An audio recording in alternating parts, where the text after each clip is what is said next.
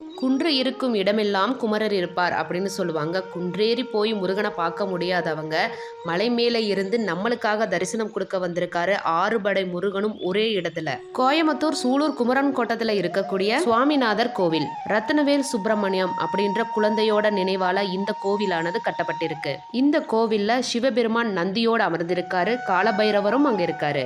மூலவர் முருகபெருமான் சுவாமிநாத ரூபத்துல காட்சியளிக்கிறாரு. மூலவரான முருகபெருமான வழிபட்டுட்டு அவரை சுத்தி வரும்போது முதலாவதா இருக்கக்கூடியது திருப்பரங்குன்ற முருகன், இரண்டாவதா திருச்செந்தூர் சுப்பிரமணியன், மூணாவதா பழனி தண்டாயுதபாணி, நான்காவதா சுவாமிமலை முருகன், ஐந்தாவது திருத்தணி முருகன், ஆறாவது பழமுதிர்ச்சோலை.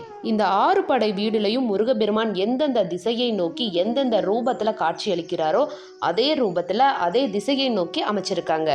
சிவன், கால பைரவர், ராஜ விநாயகர், துர்க்கையம்மன், காசி விஸ்வநாதர், 63 நாயன்மார்களோட சிலைகள், குளத்தின் நடுவில் நவ கிரகங்கள் அப்படின்னு பிரம்மாண்டமா அமைச்சிருக்காங்க. 6 படை முருகனையும் ஒரே இடத்துல தரிசனம் பண்ணணும் அப்படின்னு நினைக்கிறீங்க அப்படின்னா இந்த கோவிலுக்கு போயிட்டு முருகபெருமானை பார்த்துட்டு வாங்க. வெற்றிவேல் முருகனுக்கு அரோகரா.